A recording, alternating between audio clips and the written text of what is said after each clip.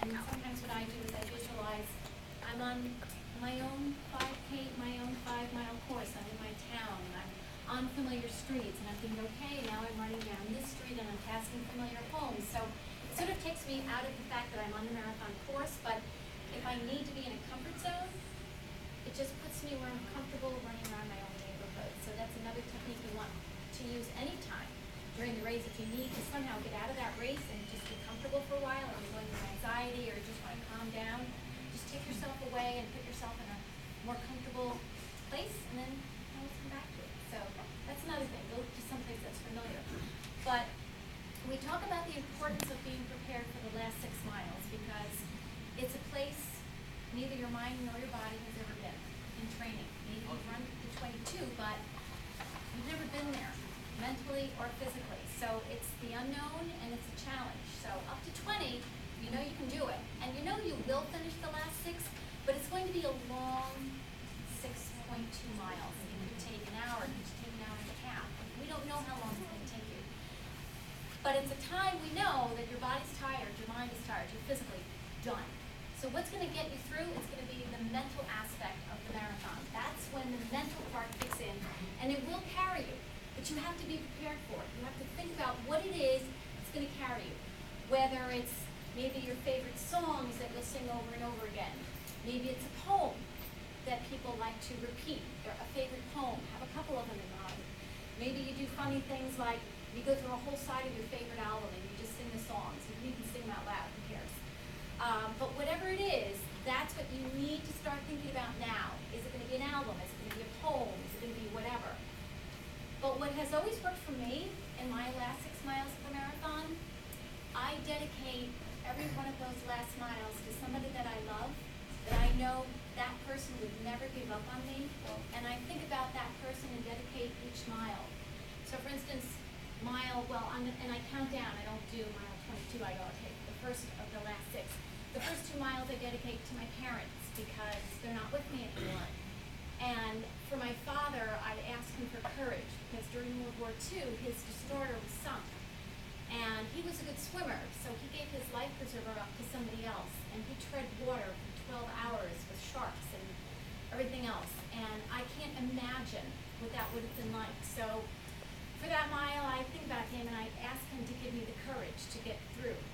The next mile, I think of my mother, who died when I was in my early 30s, and she never got to see me run a marathon. And I know she, moms, she would have been there. She would have been like, are you okay? Are you worried? She'd be worried about me. So I put her on my shoulder, and I carried her with me for the last 6 miles so that she'll be with me in my marathon. Mile 3, I think about the kids that we're running for and how hard their life is, and how our fundraising is going to give them a better life, and how lucky I am to be a runner and to be in this marathon and to experiencing this day. So that's kind of a thank you to the kids for making me feel so lucky. And then mile 4 is my husband, because he never comes out. He never sees my marathons. The understanding, we've been married a long time, in high school, it's okay, you don't have to come.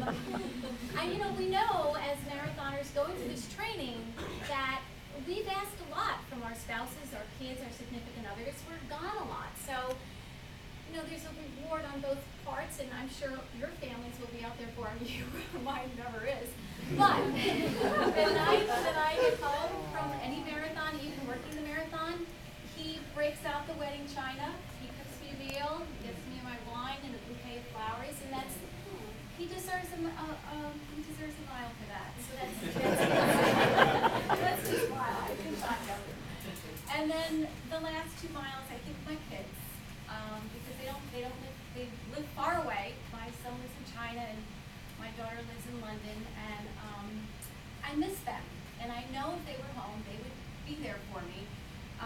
So I always imagine in the last 2 miles that they're there at the finish waiting for me, so it sort of makes me run a little faster. And I now have a goal. I'm going to see all these great people.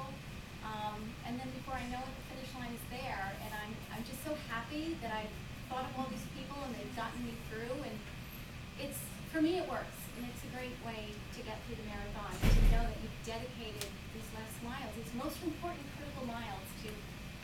people that you love. And the list changes. You know, one year it was my best friend who got me into marathons, and we ran our first 10 marathons together. And we would just have a ball. We would laugh, and our first marathon, we did everything wrong. Everything wrong. It's amazing we even finished. So we just would laugh and talk through all our marathons. And then she moved away, and her life took a bad turn, and she doesn't run marathons anymore, but she's the first person I call when I finish a marathon. And it's like having her there, we start to laugh, and I tell her about the funny people and the costumes, and so she gets a mile sometimes too. So that's what I do, and I pass it along because it works for me, and hopefully it'll work for you. So it's something that we really do have to start thinking about, planning what you're going to do during those last 6 miles, and we'll be there for you at the finish line. And who was talking about hyperventilating and crying? I cry a lot in my marathons, and it is hard to run and cry and breathe. At one point I was like, I need a paper bag. But you will face, and you will get through it, because you're marathoners, and that's what we do. We struggle through it, and we find that determination and that courage, and it goes so deep inside you. It will be there for you at mile 22, wherever you need it, it will be there for you. So that's it. You're going to have a great day. You will never forget this day. It'll stay with you the rest of your life. And that's what we want it to be magical for you.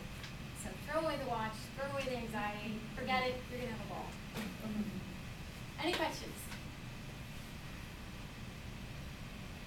This is not really about this, but how long are we in the corrals before we get out of them? It depends. I would say about half an hour. Yeah. So when you go to your corral, keep your warm clothes on. Maybe not the pants. It might be a little hard with all those people around you to take the pants off, unless they're the rip-off kind. But definitely, hats, gloves, all your top, whatever you're wearing, your sweats, keep those on in the corral. From the corral on is non-thinking time though, because as soon as you're in that corral, they direct you to the start line, and you can't get lost until you end up in Central Park. So you have, from that point, you have anywhere from 4 to 6, 7 hours where you don't have to worry about where you're going. Or what you're going to drink or anything. Yes. Where is mile 20 exactly? When do I have to start dedicating miles? We should all walk down and see the wall. Mile 20 is right, you're coming through Harlem. And Harlem, by the way, is amazing. I know. During the 80s, it got a bad rap. People were a little afraid.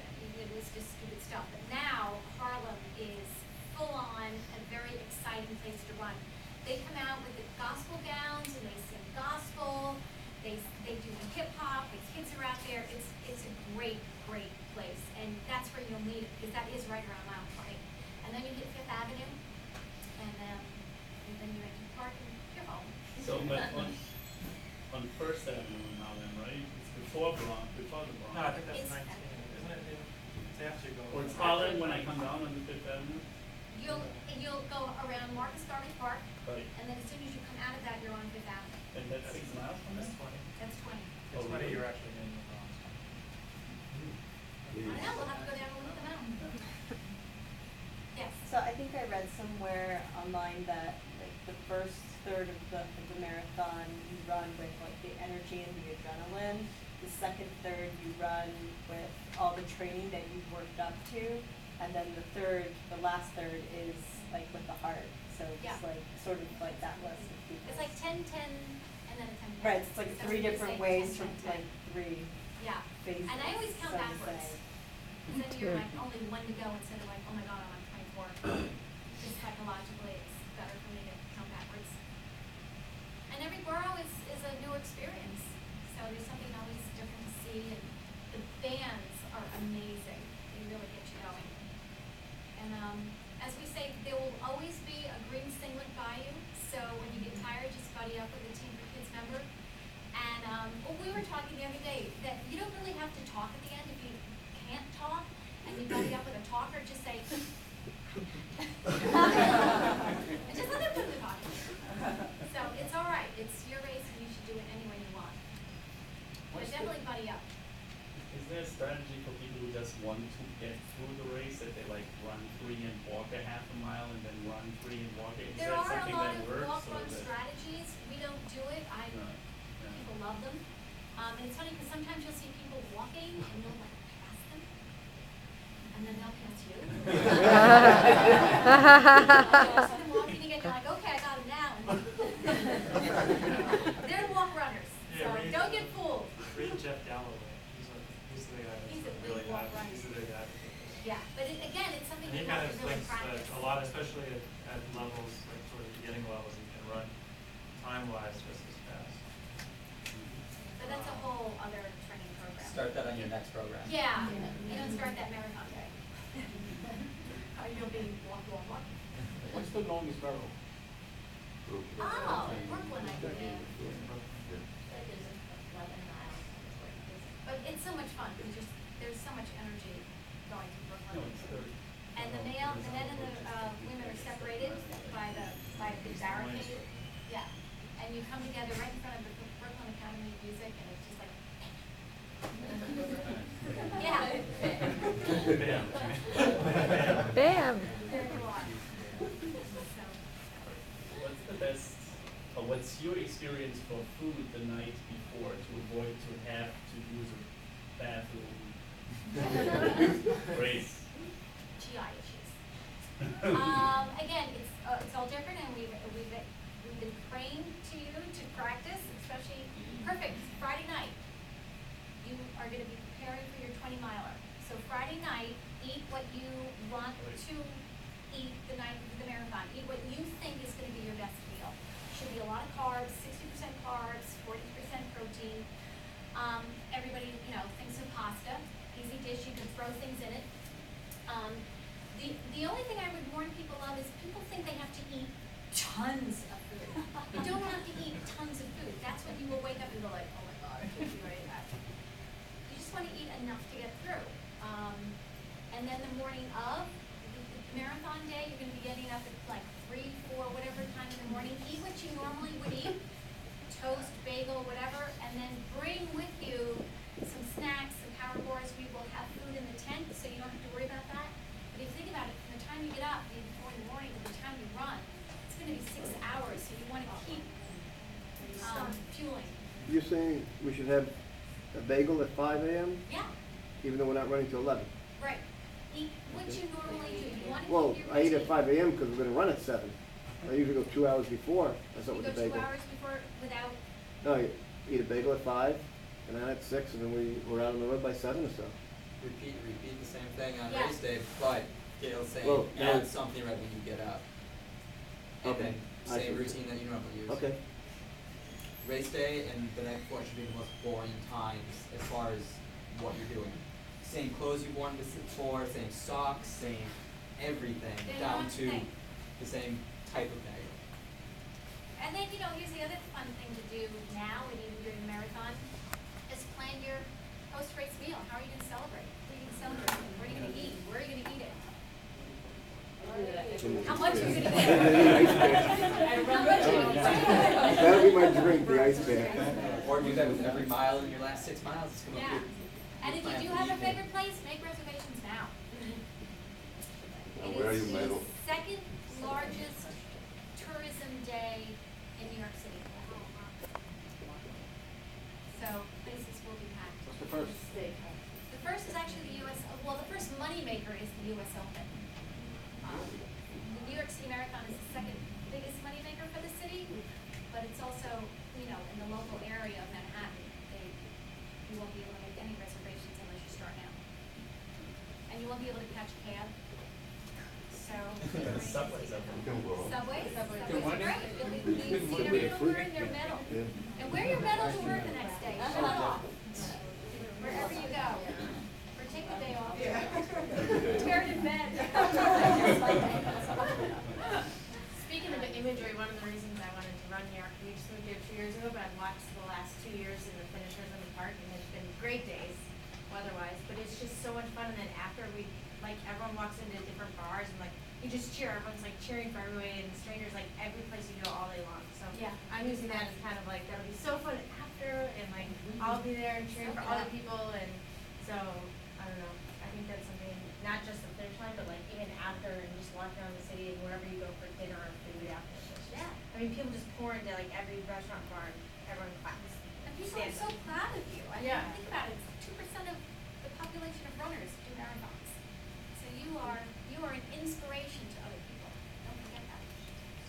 And when we're talking about energy, the great Greta Bites, who was our chairwoman for TFK and Youth Services, she would come and talk to all the runners, and she was just so great and gracious. And when that question came up about, anxiety and worry, she'd always say, don't waste energy worrying about things that are out of your control. Don't even think about what the weather's going to be unless you're preparing how to wear certain things for the weather. Just don't waste all that energy. It's not in your control, so don't bother. Think of other things, worry about maybe your pace. Think about things that you can control, but don't waste your energy thinking about things you cannot control. And it worked for her since she ran and won 9 New York City marathons.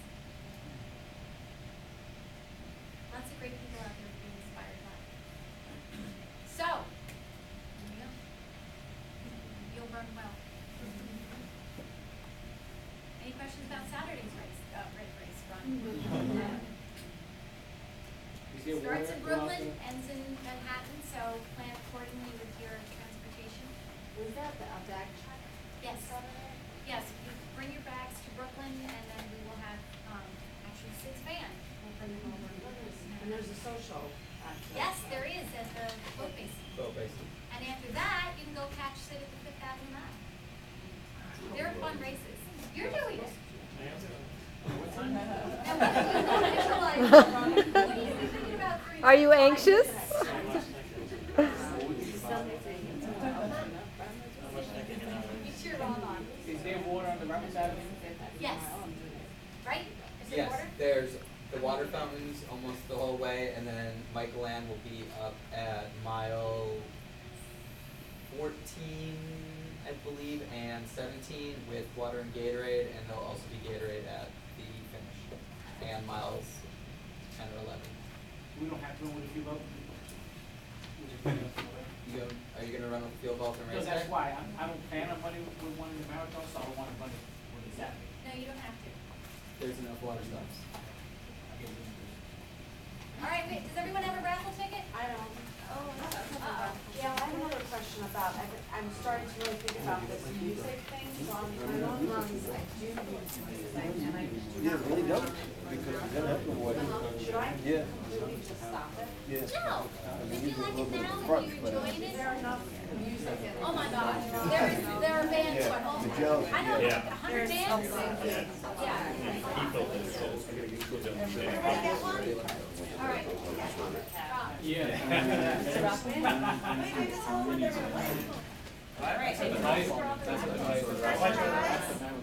Is it printing a USB stick? I think we're good You're picking the winner. Very Now you have to read it.